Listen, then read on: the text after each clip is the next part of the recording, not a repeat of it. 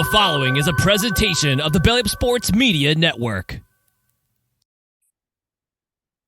14:20 in the morning for this February the 9th, 2023. Today's show is brought to you by Manscaped and manscaped.com. Use promo code 1420SCAPE for 20% off and free shipping of all your men's personal grooming needs at manscaped.com today.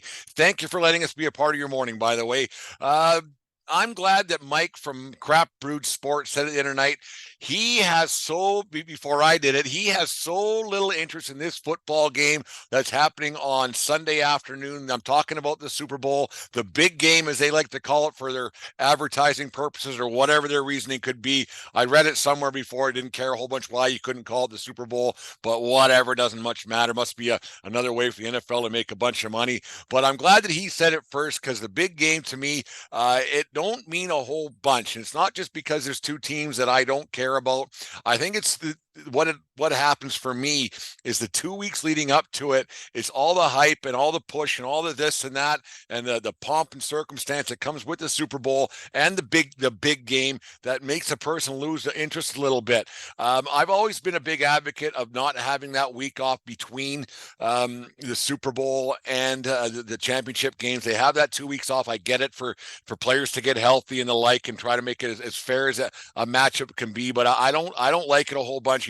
To me, the football loses a little bit of momentum. Other things are happening in around the world, and you kind of not forget about it, but you kind of forget about it. And I think that the NFL, because they're so big, they can get away with it a little bit. But the 2 weeks off, the analysis and the hype and the talk and it's a lot. It's a lot that happens on a general basis. The game in general, it draws a lot of eyeballs. It draws a lot of attention, more so for the halftime show, the prop bets, the what kind of guacamole and food and everything else that people are having. I think that gets a lot more play than the actual game does. It in Canada here, there's a lot more talk prior to the game about whether the American commercials will be on or whether they won't. And usually, and it's not. And I still don't really understand as to why the commercials aren't on here in Canada, like the fancy ones that you guys get down there in the States and are lucky. We have to watch Katy Perry and skip the frickin' dishes over and over again throughout the entire game. That's going to happen no matter what on Sunday, but that we get a little snippet of the commercials here in Canada compared to what you guys get, and I don't really understand it. The game, it's just an event, and that's all it really is. It's so much more of an event than the other three major sports. I'm talking NHL, NBA, and Major League Baseball. That this game is a one-off winner take all event, which is it loses its enthusiasm for me as a sports fan, because if you're not into the two teams, you don't get any build-up. Like in the other sports, when you can become a fan a little bit of those teams if your team's not involved in the big game or in the championship. Like hockey, you can build up some momentum from game one to game two and on, and you can kind of start to start cheering for a team if your team's not playing, and you can draw a little bit more interest that way. Whereas if you're a fan of or you aren't a fan, of these two football teams that are playing on Sunday, and you just watch the game, and then it's over. And a lot of times you watch at halftime and you strap on your feed bag, you strap on your booze bag, and by the time halftime's over, because it goes for half a freaking hour, which is far too long, and it loses the whole perspective of a football game. It's supposed to be 15 minutes in, out, see you later. But by the time like I said, you strap on your feed bag, you fill yourself full of Bud Lights, and your 12th Bud Light by halftime, you're usually having a nap by the time the second half even starts. A lot of these games haven't been close over the years, and that's been a bit of a stigma. Some have been better as of late, but I remember 10, 12, 15 years ago where there were atrocious football games that were done by the time the first quarter was over. And I think you'll have a better game this Sunday. We'll get into that maybe with Dave tonight when we talk about this. I'll bring this up with Dave. Maybe I'm off base with the super hype of the Super Bowl, but I don't think I am. You have a problem with people who don't watch football. They end up making this an event, and it's a party, and that's fine. But as a sports fan, you kind of like, and a person who watches games enough all year long, you kind of wish it was more of a about the game than it is about the event. If you go to an establishment or to a party or whatever it may be, and that's on the person. If they go to the game or go to an event to watch the game, you're going to have a lot of people talking about who this guy is and who that guy is and the like, because if you don't watch the sport all year long, you're not a fan of the teams that are playing, you won't have the same interest level or the knowledge per se of each team. So if you do get a person who is a fan of, say, the Eagles or a fan of the Chiefs at your house party, at the bar that you might be going at or wherever it may be, they're going to get quite annoyed because all you know is the two quarterbacks who are playing. You don't know any other players because you don't watch those teams all year long. So the gums are flapping a little bit more. I guess you could just stay home and not worry about it and not have to worry about people, the conversations that are happening on a minute to minute basis throughout a football game. But if you're at a party and you're a fan of the teams, or you're not a fan of the team, sorry, all you're going to hear is, who's that guy? Who's that guy? What did this guy do? What did that guy do? And for some reason, I used a different voice there. I'm not saying it's a woman making those conversations all the time, but it could be a man making those asking those questions a lot too. So the Super Bowl to me, it's okay. I mean, I'll watch it. I guess it's kind of one of those things that I guess it's kind of my job now to watch those things. But and we'll talk about it on Monday night show after the Super Bowl's done. But it's all about, to me, it's all about the prop bets. It's all about the ridiculousness. The pregame show starts at 11 in the morning, so you got 5 hours of analysis and God knows what and God knows who, and then you get into these national anthem and everything else that happens, America the Beautiful, and it all just takes so long. And it's just, I mean, it's once a year. I guess I can grin and bear it, but it just seems to be a lot more pomp and circumstances. That's really that's not needed in my opinion. That's the old man get off my porch kind of a situation, or off my lawn. But it just seems to me to be a lot more than it needs to be, and it's more of an event than it is about the game. And that's too bad, because these players put their life's work into this thing, and some get one chance and some get more than one, but some don't get another chance whatsoever. And the way that this is built up, it seems to be a lot. And it just, I don't know. It's not the same. And the NFL, to me, and I've said this before and I'll say it again, the NFL to me is big because it's big. It's popular because it's popular. We're told to watch it, so we do. There's a lot more. The fan bases of each team. Yeah, you got a good percentage who are diehards. You got a good percentage who are casual fans. You got a good percentage who kind of just watch it. But the NFL is so big because it's big. It's like that cool guy in high school, man. Like it's that kind of a deal. And the NFL has that situation where they can do this, and they can pump this game as much as they want. So you get told in your head that you're supposed to watch it. I guess it's the same as anything else when it comes down to it. But the NFL is huge because it's huge.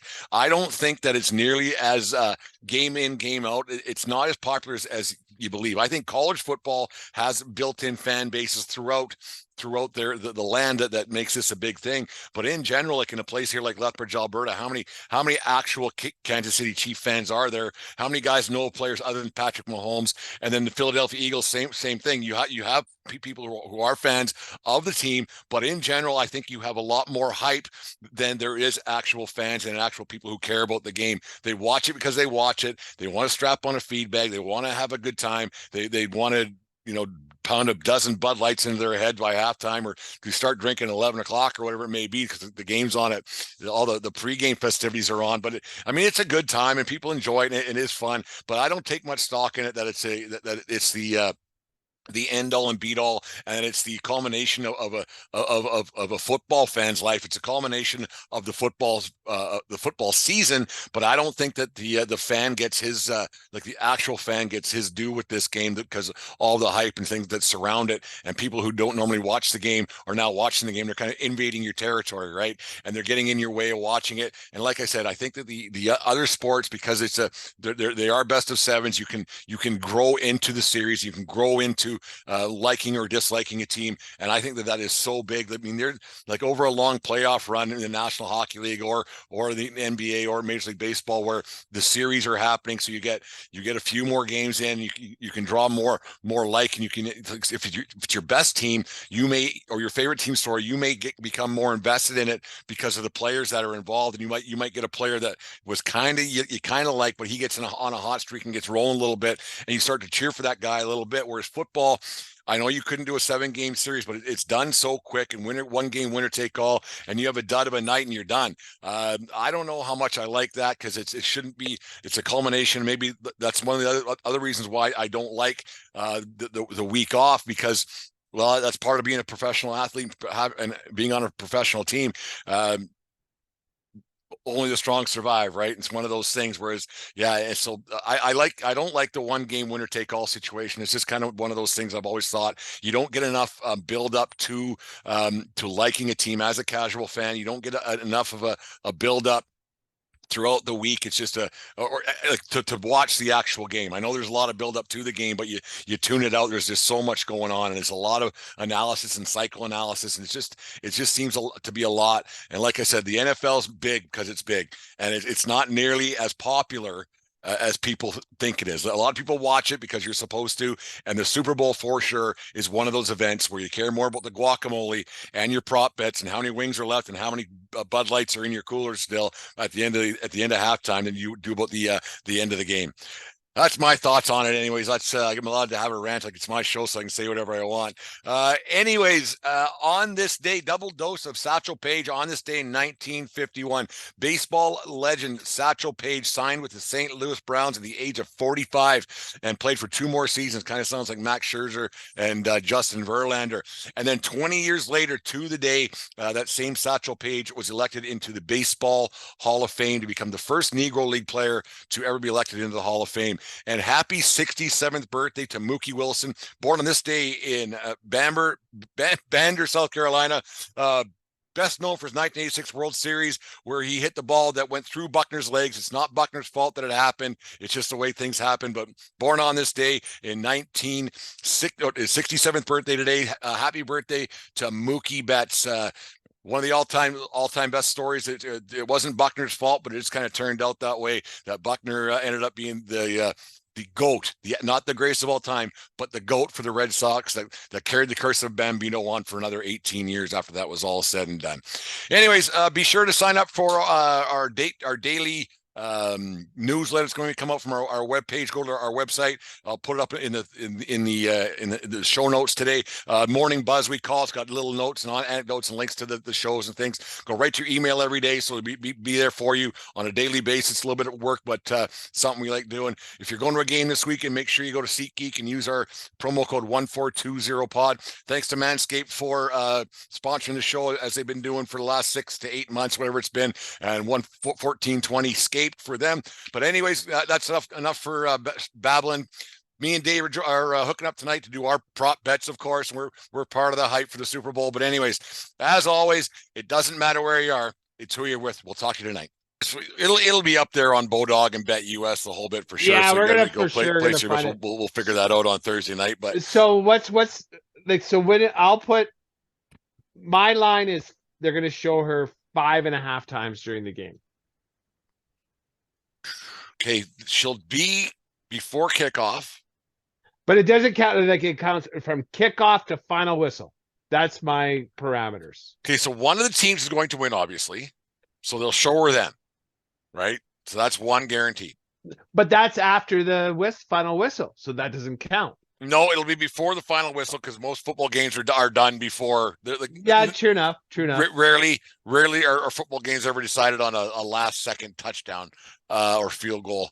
So one there at the end before the final whistle. She's going to get one after the first kickoff, because they're going to say first time in NFL history. So there's 2.